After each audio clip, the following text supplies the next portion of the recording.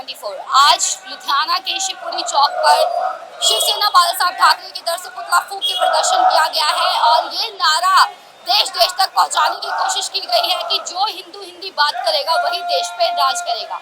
आइए इनसे बातचीत करते हैं और इनका मुख्य उद्देश्य क्या है इसके बारे में जानते हैं। जहाँ की आपको ये भी बता दें कि बांग्लादेश में लगातार हो रही निर्दयता को लेकर, नरसंहार को लेकर भी शिवसेना, आरएसएस, बीजेपी सभी सड़कों पर उतरते हुए नजर आ रहे हैं। ये भी एक तस्वीर उसी की है। आइए बातचीत करते हैं और जानते हैं क्या मुख्य उद्देश्य रहा है। अभी आपने नारा दिया जो हिंदू हिंदी बात करेगा वही देश पे राज करेगा, इसका क्या मकसद है, क्या कहना चाहते हैं? जो हिंदू हित की बात करेगा वही देश में राज करेगा, हिंदी नहीं।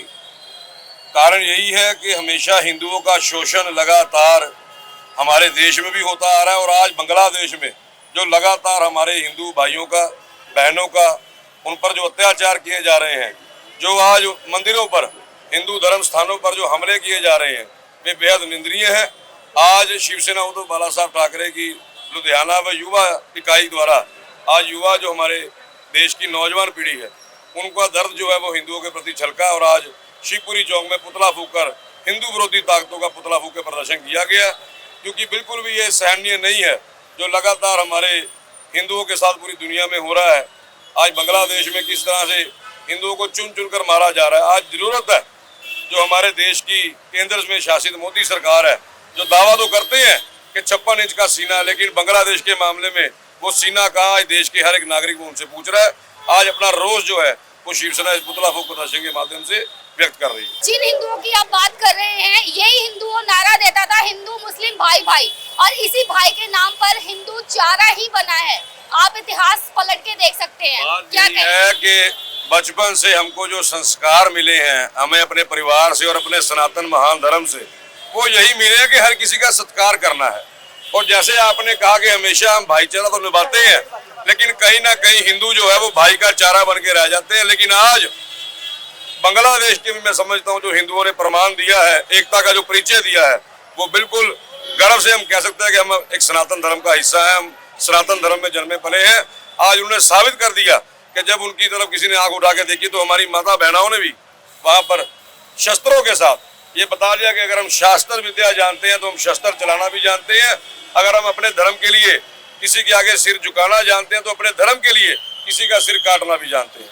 अभी भी बीते दिनों में बाइट कर रही थी, फिर भी वही ये कह रहे कि हम किसी धर्म के विरुद्ध नहीं है, जबकि वो तो एक वीडियो भी वायरल हो रही है जिसमें एक पाकिस्तानी ये कहता हुआ नजर आ रहा है कि हिंदू काफिर होते हैं, उन्हें मार के मैं समझूंगा मैं शहीद हो गया।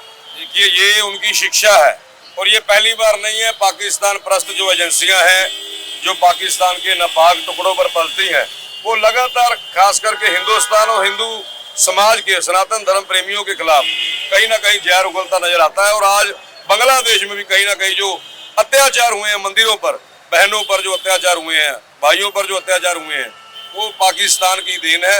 आज एक जरूरत है हमें एक सख्त एक्शन लेने की मोदी सरकार को, लेकिन 56 इंच का सीना आज क्यों नजर नहीं आ रहा?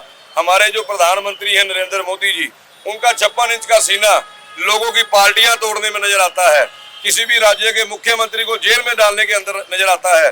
जो उनकी सरकारी एजेंसियां हैं, ईडी, सीबीआई या और इनकम टैक्स डिपार्टमेंट, आईटी, वो सब लोगों को डराने के लिए वो यूज किया जा रहा है। जबकि आज जरूरत थी कि बांग्लादेश में एक उदाहरण पेश करने की, जैसे पाकिस्तान में सर्जिकल स्ट्राइक हुई, बांग्लादेश में क्या ऐसा कारण बना कि सर्जिकल स्ट्राइक करनी जरूरी नहीं समझी प्रधानमंत्री जी ने? ये भी सवाल आज देश का हिंदू समाज पूछ रहा है। देश से आप बाहर जाके तो बात करें, देश के अंदर ही हम बात करें, बंगाल की एक बहन बेटी के साथ बर्बरता की सारी हदें पार कर दी जाती हैं, उसकी लाश को भी खुर्द-बुर्द कर दिया जाता है, बोलते हुए भी मतलब जुबान लड़खड़ा रही है। देश की बात है और सीएम सड़कों पर उतरकर रैली का नेतृत्व करती हुई नजर आ रही है। एक सीएम का क्या सिर्फ रैली तक ही सहयोग होता है? देखिए, ये बहुत ही निंदनीय, बेहद अफसोसजनक कृत्य, एक शर्मनाक कृत्य हमारी बहन के साथ हुआ है।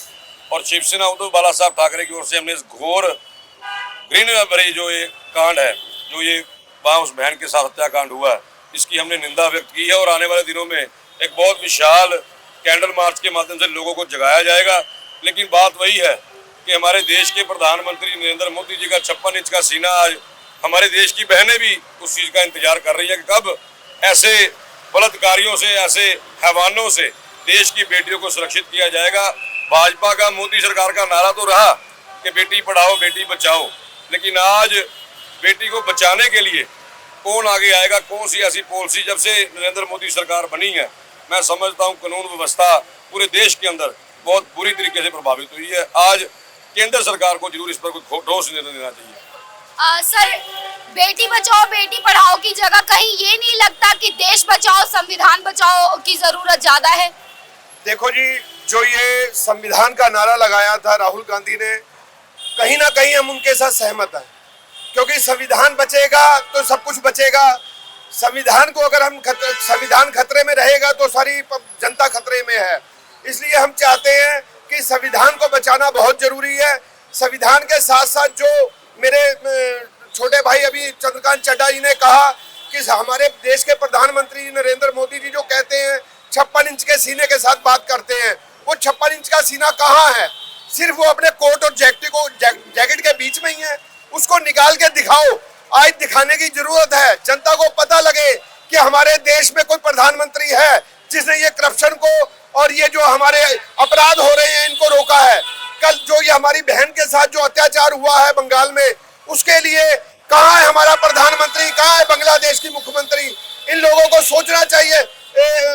वेस्ट बंगाल की मुख्यमंत्री, इनको सोचना चाहिए कि जो ये लड़की के साथ हुआ है ये हमारी बहन बेटी है, किसी और के भी साथ भी हो सकता है, कल ये ममता जी की बेटी के साथ भी हो सकता है। तो इसके लिए इन लोगों को कोई ना कोई ऐसा जिन लोगों ने अपराध किया इनको कड़ी से कड़ी सजा मिलनी चाहिए। जो हमारा देश का संविधान है उसको बचाने के लिए आम जनता को एकजुट होकर चलना चाहिए। कहीं ना कहीं ये पंजाब की बात कर ले, खन्ना में क्या हुआ, शिवपुरी में क्या हुआ, ये देखिए पंजाब और हम देश दुनिया की बात कर रहे हैं। हम जहाँ जिस प्रांत में खड़े हैं उसकी बात करें तो देखो, सबसे बड़ी बात तो ये है कि हमारा प्रशासन इस बात को सीरियस में नहीं ले रहा। वैसे हमारा इतिहास उठा के देख लो, महाभारत से लेके रामायण तक, अगर किसी लड़की पर, किसी औरत पर आंच आती है तो उन्होंने लंका जला दी है। और महाभारत में देख लो, कुल के कुल नाश हो गए हैं। इनको नहीं पता, खाली मोमबत्ती तो हमें ऐसे ही एक दिल दिखावे के लिए दे ली है कि मोमबत्ती जगाओ और अपना दिखाओ गुस्सा, पर असल में जो हमारा इतिहास है वो मोमबत्ती उठाने का नहीं है। ये तो लंका जैसा हाल जलाने का है कि अब बहु बेटियों के लिए हमें तत्पर तैयार रहना चाहिए। हमें हिंदुओं को जगाना चाहिए और जागना चाहिए।